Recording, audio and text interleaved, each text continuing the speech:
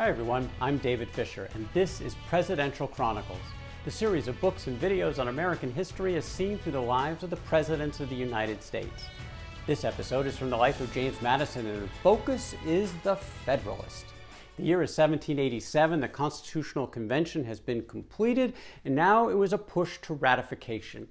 James Madison was actually concerned about the Constitution. He wasn't sure it really captured the essence of the change needed to make a strong federal government. He said at the time, "I hazard an opinion that the plan, should it be adopted, will neither effectively answer its national object nor prevent the local mischiefs which everywhere excite disgust against the state governments." The state governments, he still felt, had too much power. Nevertheless, this was a simple choice.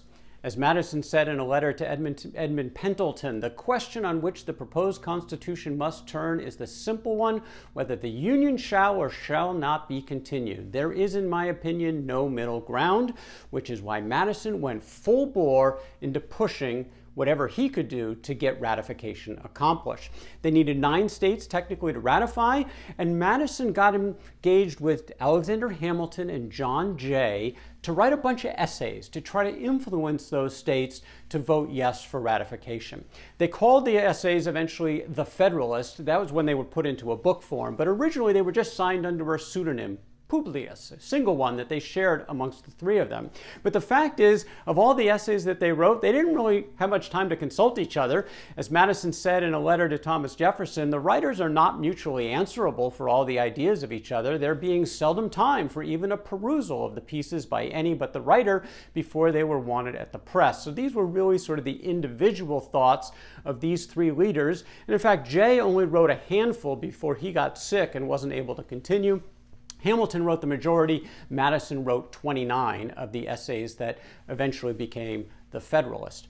Madison focused a lot of his essays on the national legislature, checks and balances, and also this concept of shared sovereignty between the federal and the states. Where did power really reside? Where do they check each other? How is that all going to work?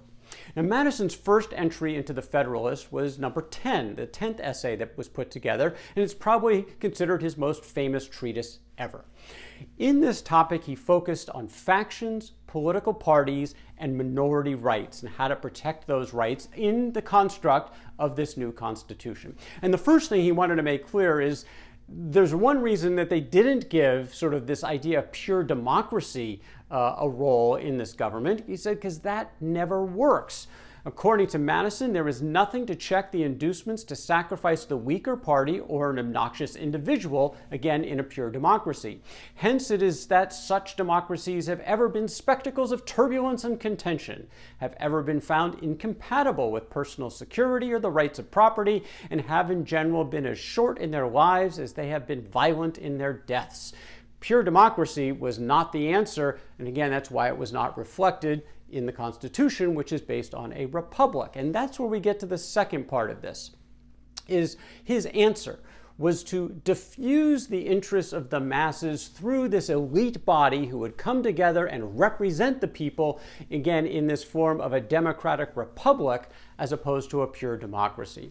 According to Madison, one of his key points in Federalist 10 was that passing them through the medium of a chosen body of citizens whose wisdom may best discern the true interest of their country, and whose patriotism and love of justice will be at least likely to sacrifice it to temporary or partial considerations. That's an interesting assumption.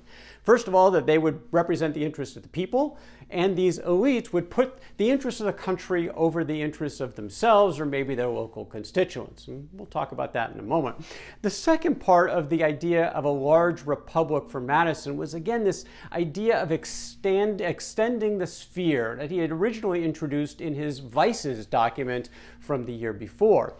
In Madison's mind, a large republic was preferable to a small one because you'd have so many different interests in a large republic that you wouldn't really have strong majorities that could use their power to overtake the rights of the minorities because they would kind of cancel each other out in a large republic. He said at the time, extend the sphere, and you take in a greater variety of parties and interests. You make it less probable that a majority of the whole will have a common motive to invade the rights of other citizens. Or if such a common motive exists, it will be more difficult for all who feel it to discover their own strength and to act in unison with each other. This model of extending the sphere in a large republic would help protect minority rights. These were some of the most famous of Madison's theories coming out of the Federalist Papers. And he was mostly wrong.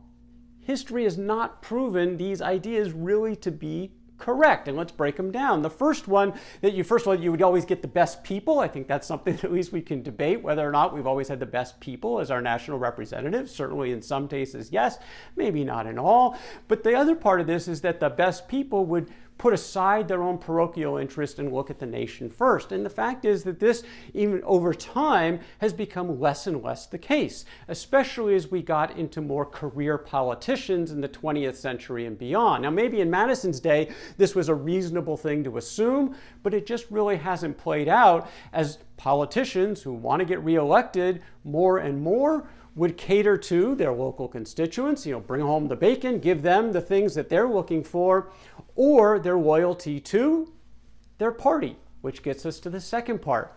Because the fact is, even in a large republic, you certainly have this variety of interests. To that degree, Madison was correct. But where he was wrong was that they would simply settle for that construct, because there's no power in that construct, and people want power to get their agendas initiated and accomplished.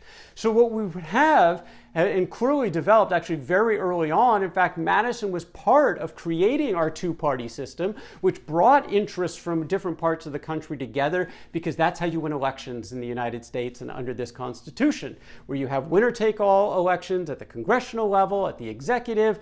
You need to be able to bring factions together to unite, to have power, to win elections, and therefore to govern. So this idea that we wouldn't have parties because in a large sphere of a republic they would sort of offset and counteract each other simply hasn't turned out to be the case. Now, the other parts of Madison's essays in the Federalist took on a variety of other topics, many of which were taking direct assaults against the Articles of Confederation to make the new Constitution look good. Again, his purpose was to try to get people to vote yes for the Constitution. Now, Madison, in his essays, in particular in Federalist 45, was an advocate for this dual sovereignty contract between the federal and the state. Apparently seemed no longer concerned as much about the states when he wrote that the powers delegated by the proposed Constitution to the federal government are few and defined. Those which are to remain in the state governments are numerous and indefinite. Now, this was certainly catering to those who felt the Constitution had gone way too far, taking away state rights and putting it in the hands of the federal. It's also a far cry from Madison's advocacy at the Constitutional Convention for a federal veto power over state legislation, which again, remember, he didn't get. But again, that's not on the table anymore. He's now advocating for the Constitution as is, and he's basically telling the states, don't worry about this. But then he had written also in Federalist 44 about a very controversial couple of words in the Constitution, necessary and proper. This construct that gave the national legislature seemingly a lot of power to pass legislation that was necessary and proper to fulfill the mandates that are existing in the Constitution. As Madison said in Federalist 44, whenever the end is required, the means are authorized. Wherever a general power to do a thing is given, every particular power necessary for doing it is included. This was an advocacy on behalf of the necessary and proper clause, which again, Madison at the time at least believed was necessary for that strong federal government. You can almost see some of the tension starting to exist in these essays between Madison before and Madison later, because he would later completely repudiate this idea of an all-powerful necessary and proper clause. But for now, this is what he said in Federalist 44. Now the question is, what was the impact of the Federalist Papers? They've certainly been venerated by historians, and we have to remember that these basically were the opinions of two people. This was not sanctioned by the delegates from the Constitutional Convention. There wasn't a committee that came together and said, here's the things we want to say about the Constitution. This was basically Alexander Hamilton, James Madison, going off in the corner and writing a bunch of essays. So yes, while they're incredibly interesting and give us some insights into the thoughts of a couple of the key leaders of the day, it's a little bit over the top to give them too much presence in terms of reflecting the thoughts of the delegates to the Constitutional Convention, because most of those delegates simply weren't involved. The other question was, how influential was this in the ratification process, which was their goal? Well, the fact is 8 states ratified the Constitution almost immediately, and only one of them was even a close vote. That was in Massachusetts, so there was really no influence there. Their principal focus were the 2 largest states, in fact, their home states, New York and Virginia, Hamilton from New York, Madison from Virginia, the 2 largest states, and if they weren't on board, this construct wasn't going to work. And in fact, both of those were very close votes. The question of how much influence the Federalist essays had on those outcomes, it probably might have had a little bit, but it seems like probably not too much. Those camps were pretty divided, and it was going to be a close vote. I think it's just a question of whether or not, or how much, the degree to which they actually influenced those outcomes. Those outcomes were pending. The essays were written. Hamilton was staying in New York to try to go and influence his convention to ratify the Constitution. Madison was off to Richmond to go back home to Virginia to influence there. The ratification in those states was critical, but that is the story for another day. That is James Madison and the Federalist, from the life of James Madison. For more presidential chronicles, check out my books on Amazon.com, and don't forget to subscribe to my YouTube channel. Until next time, I'm David Fisher, and this is Presidential Chronicles.